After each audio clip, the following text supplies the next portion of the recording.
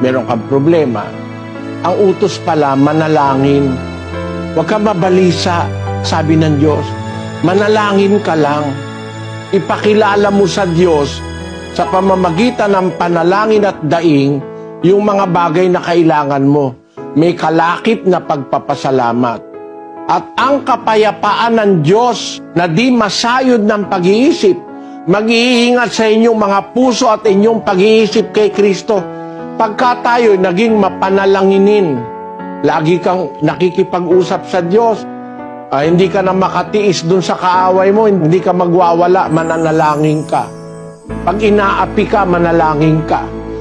Pag may problema ka, manalangin ka. Sabi ng Biblia, sa pananalangin natin, ang Diyos pala, ang pangunahing iniingatan, puso't pag-iisip.